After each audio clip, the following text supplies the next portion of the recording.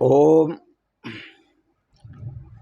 ओम शिवोहम शिवोहम शिवोहम।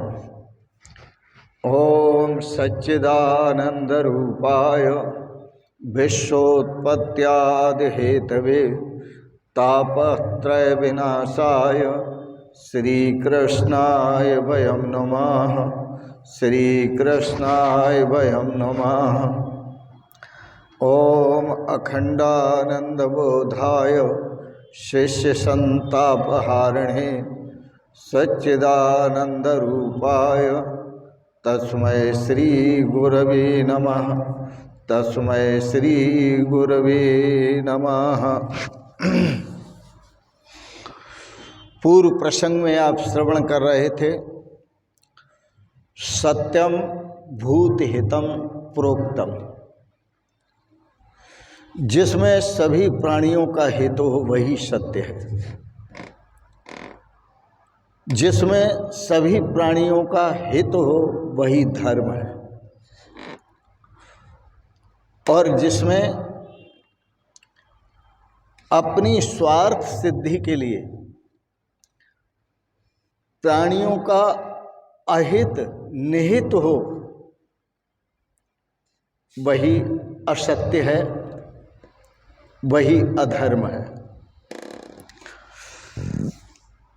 कल आपको बता रहे थे कई बार धर्म आचरण भी अधर्म आचरण बन जाता है और अधर्म आचरण भी धर्म आचरण बन जाता है।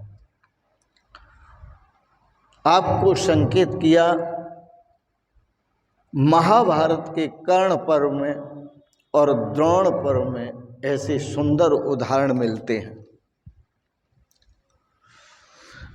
भगवान श्री कृष्ण भी कई बार अधर्म करते हैं, और जब अधर्म आचरण करते हैं तो उनका अधर्म आचरण भी धर्म आचरण बन जाता है।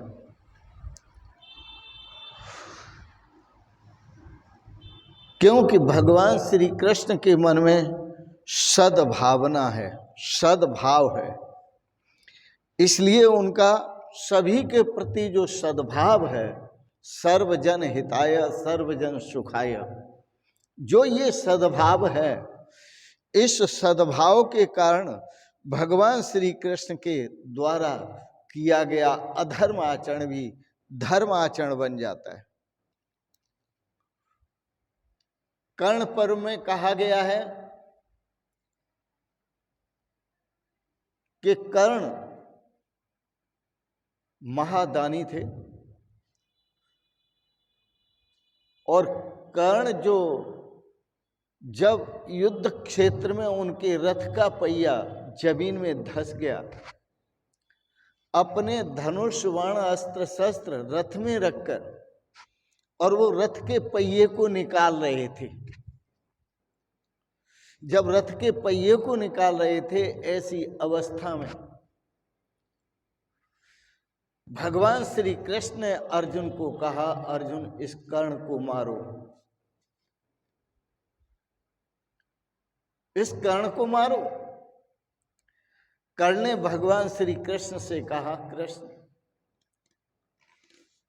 जो शास्त्र की मर्यादा है वह यह नहीं कहती कि हमारे सामने वाला शत्रु यदि निशस्त्र है, उसके हाथ में कोई शस्त्र नहीं है, तो उस पर शस्त्र छोड़ना चाहिए, वार करना चाहिए। यह शास्त्र की मर्यादा नहीं कहती, यह धर्म की मर्यादा नहीं कहती। और भगवान निशस्त्र पर शस्त्र छोड़ने के लिए कह रहे हैं, निशस्त्र पर वार करने के लिए कह रहे हैं, प्रहार करने के लिए कह रहे हैं, पर ये शास्त्र की मर्यादा नहीं। पर भगवान श्री कृष्ण ने कहा, कर्ण, तुमने कितना धर्म का आचरण किया है, तुमने कितना धर्म का पालन किया है कि तुम दूसरे को ही धर्म का उपदेश देना जानते हो और उपदेश दे रहे हो।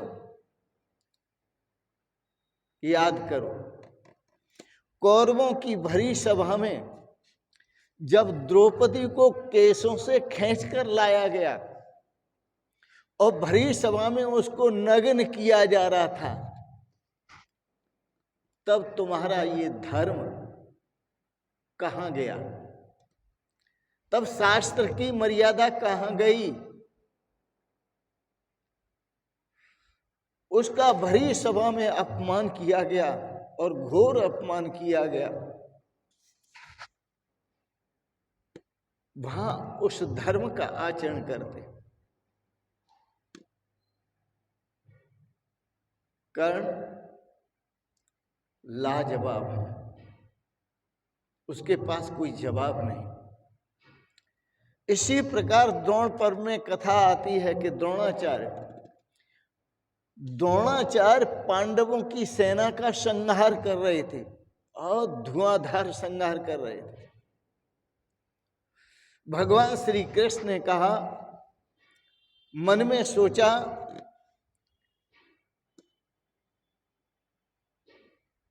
कि यह बुढ़ा कैसे मरेगा।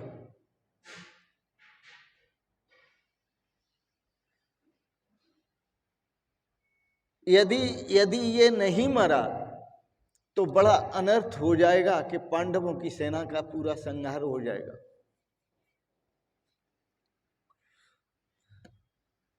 अनर्थ होगा। इतने में भगवान सोच रहे थे कि इतने में अश्वत्थामा नाम का हाथी मारा गया। भगवान श्री कृष्ण ने सोचा, यदि मैं ये कह दूं कि अश्वत्थामा हतः, तो यह द्रोणाचार्य युद्ध से विरत हो जाएंगे, क्योंकि ये सोचेंगे कि जब मेरा पुत्र ही मारा गया तो मैं किसके लिए युद्ध करूं।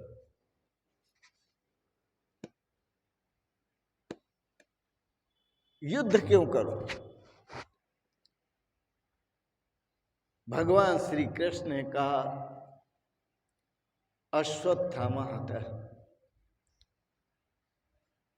द्रोणाचार्य बोले, यह बात मैं तब स्वीकार करूंगा जब धर्मराज युधिष्ठिर कह देंगे, क्योंकि धर्मराज युधिष्ठिर कभी झूठ नहीं बोलते थे, सदा सच बोलते थे। तो झूठ बोलना पाप है, झूठ बोलना अधर्म है।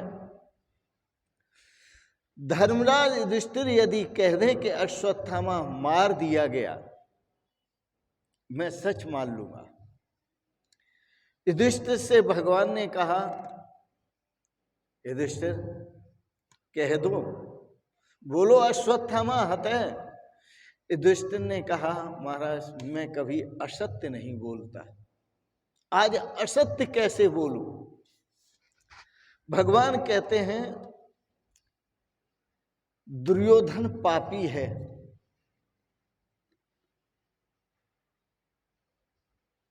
वह मरेगा तो सारा समाज सुखी होगा, और जब तक नहीं मरेगा तब तक पाप भी बहुत बढ़ेगा और समाज भी दुखी होगा। सिर्फ सुखी होने का एक ही उपाय है, दुर्योधन का संहार, कौरवों का संहार, नहीं तो अधिक से अधिक पाप होता रहेगा। और सुनो युधिष्ठिर,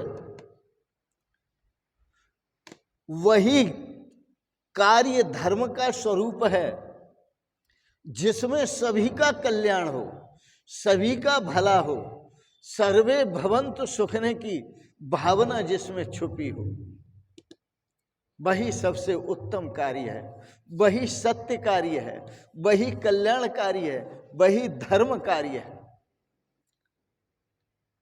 देखो,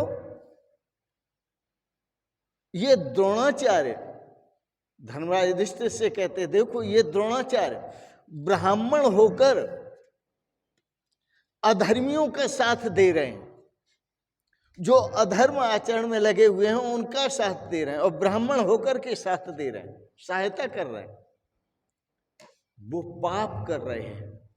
द्रोणाचार्य पाप कर रहे हैं। अगर युद्ध छोड़ दें तो पाप समाप्त होगा, और यदि ये युद्ध करते रहे तो अधर्म बढ़ता जाएगा, अधर्म बढ़ता ही जाएगा। और युद्ध छोड़ देते हैं तो फिर अधर्म नहीं होगा। इसलिए कहता हूं, युधिष्ठिर बोलो, अश्वत्थामा हतः। भगवान श्री कृष्ण के कहने पर युधिष्ठिर ने कहा, अश्वत्थामा हतः।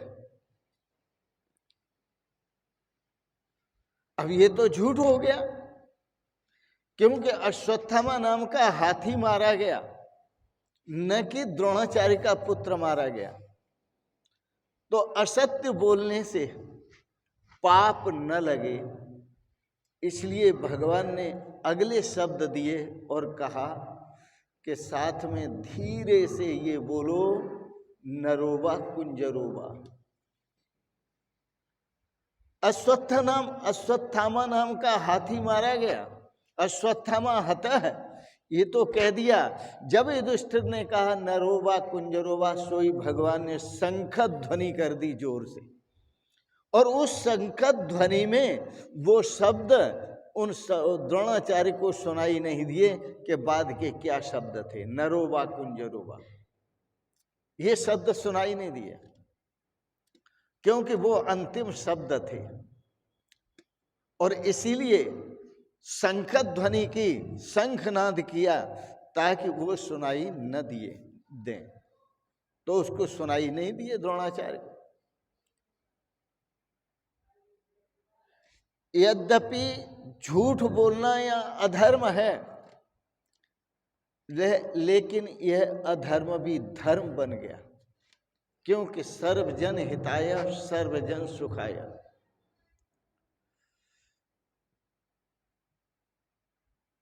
दक्ष प्रजापति ने यज्ञ किया, तो यज्ञ करना तो धर्म है, यज्ञ करना तो सत्कर्म है, लेकिन वह शिवजी के प्रति कुभाव रखकर किया, और जब कुभाव रखकर किया, इसलिए उनका जो धर्म था, धर्म आचरण भी अधर्म आचरण बन गया।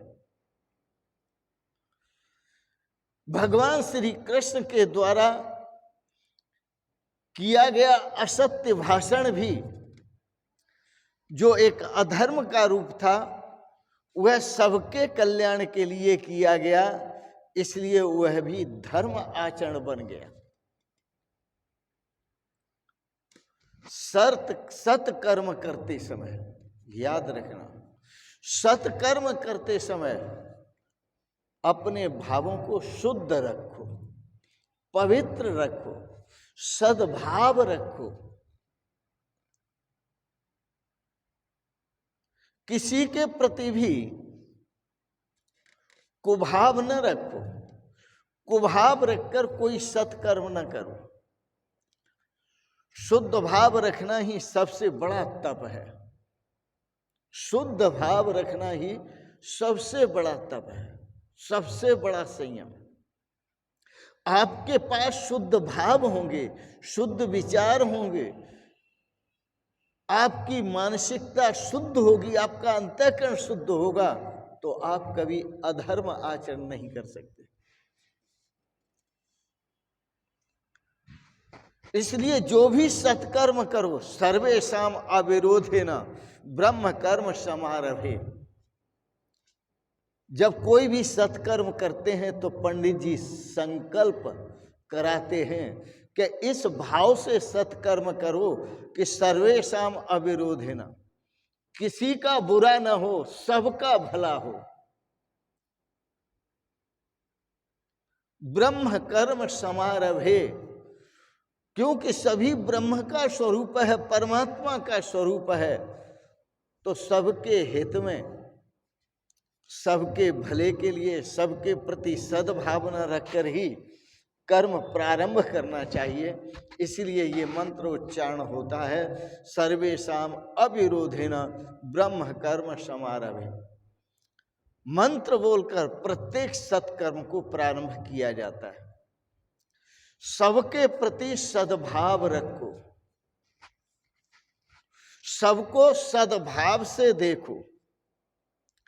सद्भाव के बिना सत्कर्म बेकार हो जाता है, सत्कर्म व्यर्थ हो जाता है। और सद्भाव के बिना सत्कर्म सफल नहीं होता।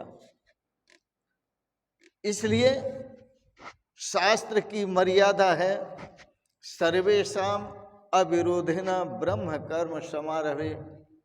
सभी के प्रति सद्भाव रखकर, सभी के प्रति भगवत भाव रखकर, सभी के प्रति ब्रह्म भाव रखकर, सभी के प्रति ईश्वर भाव रखकर ब्रह्म कर्म समारभे, सत्कर्म प्रारंभ करो। और सत्कर्म का आचरण मनुष्य का कल्याण का कारण बनता है, श्रेय का हेतु बनता है। तो जीवन में सत्कर्म करते रहें, आगे बढ़ते रहें। सत्कर्म ही आपको सत नाम परमात्मा का, उस परमात्मा से मिलाएगा, परमात्मा के स्वरूप का दर्शन कराएगा, परमात्मा के स्वरूप के साथ आपको एक कर देगा, जिससे